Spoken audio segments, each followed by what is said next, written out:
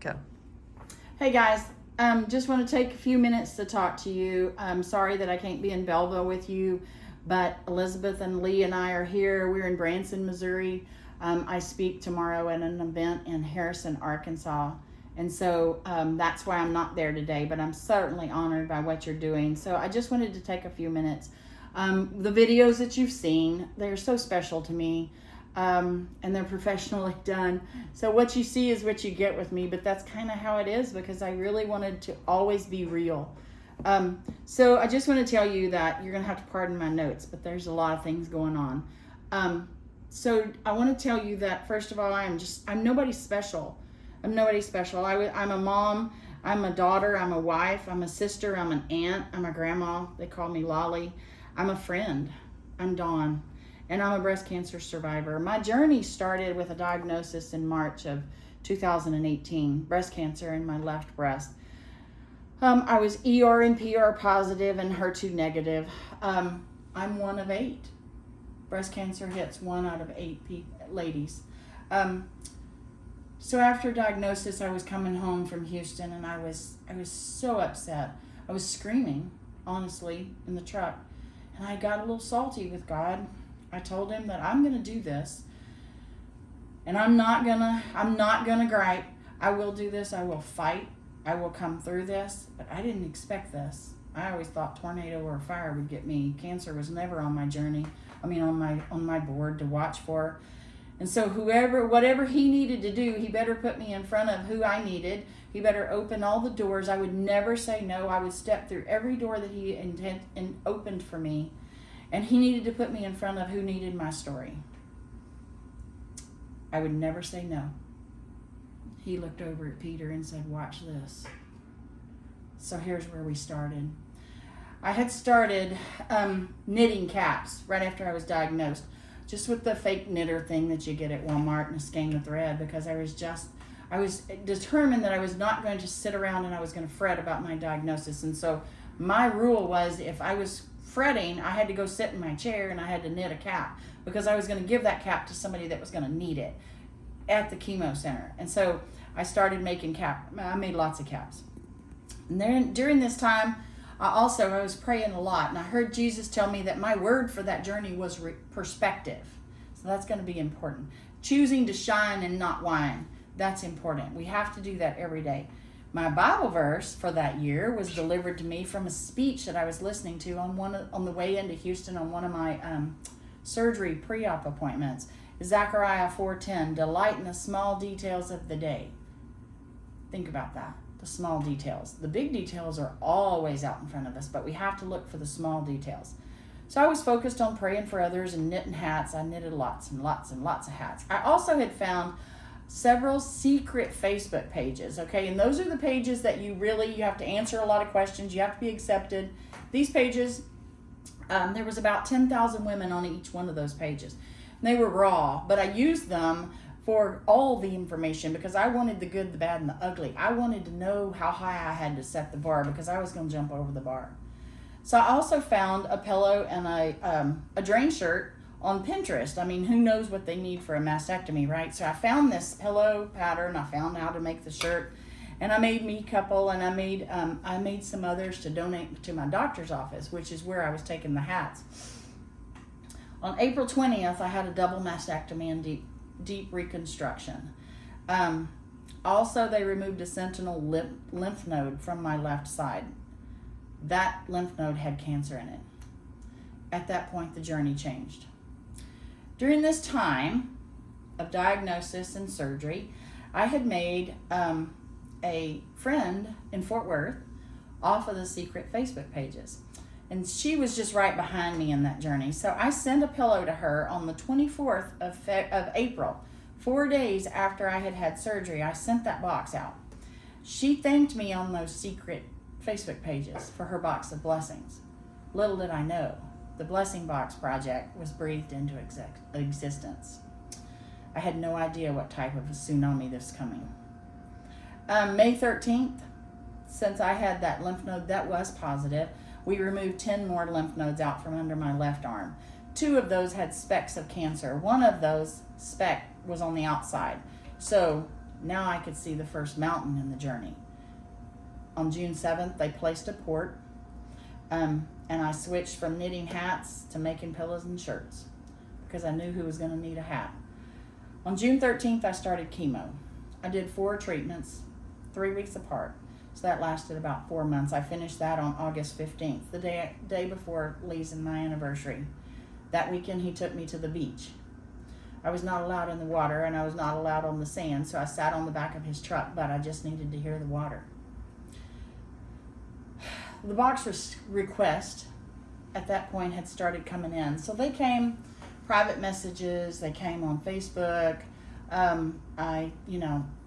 People were asking me to buy them, and I'm like, I'm not a business. I'll make you one. I have some left over. And so I did. And so the kids would help me, and I put their name and an address on a zippy in my purse. I kept a stack of them on my purse I put them on a sticky in a Ziploc bag in my purse. And so I would do 4 or maybe 7 or maybe 11 in a week or a month, just depending on how I felt and how many came in and whatever I could handle. And Lee, he was so good. He would take me to Goodwill and help me pick out 4 shirts or 10 shirts or whatever I needed, and he made sure the polyfill was at the house. And people kept asking, and I'm like, sure, I don't know what I'm doing, but sure, we'll send you a box. So on September 20th, I ended up having to have radiation, and I started 30 treatments of radiation, which took us till November 2nd. On November 24th, I took my first tamoxifen, which is a hormone blocker pill that I've took for 5 years. And then last October, I switched to another one that I'll take another 5 years. The daily side effects are terrible, but I'll fight the dragon every day to make sure that I don't have to go through this again. And I encourage every person that has a hard time with that, we have to keep stepping forward. Sometimes it's hard, but we have to. So this whole journey was the hardest thing that I've ever done. But I did it, and I did it strong because I promised Jesus I would. And I'm going to tell you something. When I was screaming in that truck, I tell you, there is something about when you realize that Jesus is real. We as Christians, we accept that the Bible's real, and we accept that we go and we praise Jesus. But by golly, when you accept that you could almost reach out and touch him, he's your friend. He's different. And that's what this journey brought me, was he brought me somebody that I truly, even though I know him really well now. And so I promised him that I would make it through, and I was grateful. I would never let him down. But I didn't know at the time what he was bringing. I didn't know at the time that kindness was a superpower. And I did know that he loves kindness, but I didn't know what he was going to do with this project. The rest of the story, like Paul Harvey would say, is not about me. The rest of the story it's about a tribe, a community, a Facebook page of almost 14,000 people that spans actually the world. My friends saw me carrying boxes into the post office or posting on Facebook about how busy I was keeping my sanity with what I was doing, and they wanted to help. And so as it was growing, the first sew-in happened in Nelsonville. We made 50 boxes that Saturday, and those lasted for 3 to 4 months. 50. Just wait till we all hear. So people ask, as I was carrying them in the post office in Belleville, they would ask me, because I'd open the back of the truck, and there'd be 12, or there'd be 17, or there'd be 25, and I'd carry them in 4 at a time, taking them to the front. And they'd say, can I help you? Sure, you can help me, because by this time I'm tired. And so they would help me, and they'd ask, and I'd tell them what it was, and before I knew it, it would just happen, and there would be somebody behind me, and they'd say, I've got the postage for this, because Jesus started showing up, because he saw that we were going to do what we said we were going to do. Kindness is powerful. So then my friends grabbed me and took we did their first sew-in Nelsonville, and they found my zippy full of stickies, and they're like, Dawn, we got to fix this. So they organized it, and my spreadsheet was born. On February 1st of 2019, I started a spreadsheet with number 1. So I kept adding to that. I kept continuing to make boxes. We started sew-in days in Belleville at the Church of Christ. Jesus started working on me. Let me tell y'all, he challenged me with non-believers. He challenged me, and I had chemo brain. And let me tell you, it's a real deal. I messed up scriptures, I messed up stories, but I just kept talking because you know what? I figured if somebody figured out that I was wrong, that meant they went to the Bible to figure that out. And so I was okay. I was in the clear. At least I sent them there. People wanted to buy, and I said, hey, I don't know. Just send me the postage back. Then I can send to somebody else. Then we added the sew-in Hempstead, Church of Christ. Then we went back to Belleville. Then we went to Sealy to the Cowboy Church. Then we added the Living Stones Church in in Magnolia. We go there every quarter. The requests continued. The boxes continued. The growth continued. Seamstresses have joined us from across the United States. They sew and they send. Gatherers across the United States have joined us. They gather and they send. They gather shirts. They gather fabric. They gather goodies. They use their talents to make something to go in the boxes. Donations have continued. Support has continued. Abundance. That's my word. Abundance shows up before I need it because it's kindness. That's the best part about this.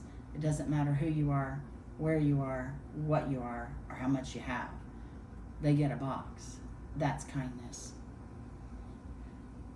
So, partway through this, I will tell you that all of these Facebook pages, I got kicked off of 2 of them because I wouldn't hide Jesus like they told me. Now, I don't, by any stretch of the imagination, believe that I'm professional enough to preach about Jesus, but I'm not going to hide my Jesus because he's the reason I'm here. And so, ironically, the girls that recognized me on that page came to me and said, hey, we haven't seen you posting in a while. I said, well, because they've kicked me off because I wouldn't hire Jesus. And they said, don't worry, we've got you. And daily, weekly, we hear from people that are on pages that we've never heard about. And this is how grassroots things happen. Somebody grabs the hand of somebody else and they tell 2 people. And those people tell 4 people. And those people tell 8. And it continues to grow. And that's how we are. My doctor, so proud to call her my friend. She keeps boxes in her office so that she can automatically hand those to somebody that has been recently diagnosed and give them the box of kindness that shows them that they're not alone. She comes to the Blessing Box Project sew-ins, and she always is adding supplies or postage. She's just one of that. Expanding the footprint. Picture this, like we're all together right here. I mean, like in your room that you're in, there's 100 of you. I mean, each one of you, if you touch somebody, that's 200. And if the 200 touches somebody else, that's 400. And so that's what happened. Just a couple weeks ago, I got a note from a pink sister. She's 21 years in remission. 21 years. A nurse advocate called her for something else, and they got to talking, and she was a breast cancer survivor. This nurse advocate from the insurance company told her about the Blessing Box. Now, that right there is expanding the footprint. Donations come from everywhere. We have ladies that collect fabric, and they send that fabric to everybody that sews across the United States. We have people that send boxes. They get a box, and then they challenge each other, and they fill that box with either shirts or fabrics or goodies or something that they make. We have crocheted items. We have quilted items. Those things come back, and everything that comes in goes out in a box, and that's the best part about this. It's provision before I know I need it. That's the best part that happens with this. It's just like Jesus. That's the proof that Jesus knows our heart, and he prepares us for whatever's coming at us. He prepares us for that. And I can't say that enough. I probably didn't even say that right.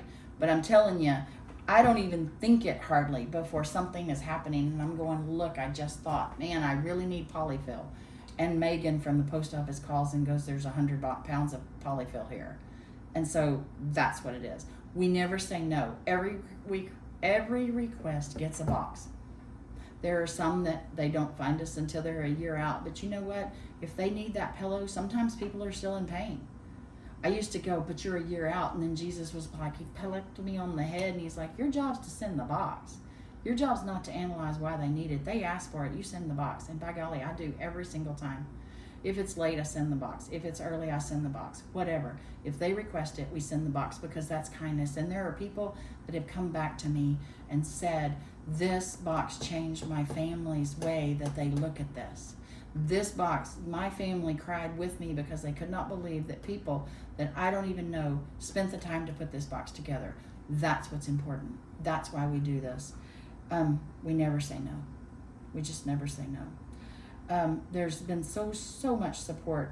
I can talk about support all the time. You know, a couple of years ago, we were had an article in the San Bernard magazine in October of 2021. The Texas Co-op magazine, which is larger, it picked us up in March of 2022. The View, which you just watched, was October of 2023. I've had two 2K walks. In New Jersey. I went to last year's New Jersey. They gather up. It's a girl that got a box. She and her 4 friends, they decided that they're going to have a fundraiser and raise money for postage for the blessing box because she was so moved by the box. So for 2 years, they have had this. It's a phenomenal thing. And they raise a lot of money for the postage. They send it, and we send the postage right out. It's so funny that it comes in and it goes out quite quick. So we had for 2 years, the Wooden Spool in Sealy. Jennifer is amazing about matching fabric that is purchased to make pillows. She matches it yard for yard. So if you're buying fabric for the blessing box to make pillows, she matches that. I mean, that is a huge blessing. For 2 years, there has been a group of women. 2 years, they didn't do it last year, so they did it 2 years before. There's a group of women that is in Des Moines, Iowa. One of the girls, she got a box and went through her journey. After her journey, for October, that year after her journey, they're brewmasters, so they make beer. But that's an all-girls brewmasters. And so they got together and they came up with a recipe, and they brewed their beer. And I don't know much about brewing it, but they brewed their beer and it has to sit. And so then in October, they poured at these specific bars, I guess, places. And then they poured this beer for donation. And so they sent donation for postage and supplies. The second year they did that, they asked that we send 100 boxes to the cancer center in Des Moines, Iowa, which is very large cancer center, and that we sent 100 boxes to them, and they provided the postage so that I didn't have to worry about getting it, because I would have not said no. I would have figured out, I might have had to haul them up there, but we'd have figured out how to get 100 boxes up there. So cool. And I can go on and on. You know, one of my favorite stories, and I have to share it with you. Postage coming back. I don't keep track of who sends postage back. I don't keep track of how much I send, and I don't keep track of who sends it back. Their postage is paid. What comes back pays somebody else's postage. That's kindness. Jesus takes care of that. And he told me that a long time ago. I was to make sure the box goes out. He'll cover the rest. And so about 6 months ago, I was working really hard, and I was moving boxes back and forth, and my phone went off and it said cha-ching, and that's what Venmo does. And so I was moving them back and forth. It was during the day, and so then I was like, well, was that a cha-ching or a ding-ding? Because maybe the kids are in school and maybe they need the ya-ya, I don't know. And so I went and I checked it. And there, when you send a Venmo, you can send a note. Well, across my phone, it just it came across as a notification, and it said $2.34 had been deposited in your Venmo. I'm like, $2.34. I don't use that to pay, so I don't know what I messed up. And what's $2.34? And an average box is 13 or 14. Again, I don't keep track, and every $5 goes somewhere. You can put two $5 together and send a box to Texas. So I know that little amounts mean a lot, and that's what I try to push to people is it doesn't matter how much, because what you send is what I need. That's what we know. So anyway, $2.34, $2. So I stopped. I put the boxes down. I'm like, I got to read the note. And the note said, Dawn, I got a box from you 2 years ago, and my life was changed by the kindness from that box. She said, I wanted to be able to send postage back, but this is the first time that I've had any extra to send back. I wish this was more, but this is all I have. $2.34, y'all. And you know what? It didn't matter if that was $10,000, because that money was just as important as the boxes that were going out as any money that comes in. And so that's what I always try to share, and I try to be open and let people realize that little things add up. Little things mean a lot. Little things coming together, people coming together to do small things can make a big shift. So we keep pushing. We're changing the world with kindness. This is Jesus's vision, not mine. I did not expect this at all. I'm honored to be in it. He loves the project. It's not a business. It's not a nonprofit. Take nothing from it. I don't keep track of who pays and who doesn't. What comes in goes out. It's not about the dollar. It's about the Father. We're going to be a shining light in a dark time in somebody's life. That's the major point. We offer hope and support. Kindness is simple. This is a plain pillow and a used man's shirt, but the bigger picture is kindness and letting someone realize that they're not alone. His path is not always what we have to expect, but it always comes back together and it works out. So I told you about the spreadsheet I started at number 1 on 2019, February 1st, 2019. As of last night, I had taken the request, 17,258. This week, before we left, I shipped the 15,892nd box. Since December 31st of 23, I have taken in 1,375 requests. We're talking 4 months, y'all. We've shipped 1,188 boxes. 4 months. That's no drop in the bucket, baby. That's a full-blown ripple. Again, I'm sorry I'm not there today. I'm humbled, and I'm so honored that a part of my pink tribe is there to represent. I want y'all to recognize those after you finish this video. I want you to recognize these ladies because they work hard. They work hard and they believe and they push, and they all are doing something for the project weekly. We can't cure cancer, but I promise you we're curing the fear of cancer one box at a time. I'll see you soon.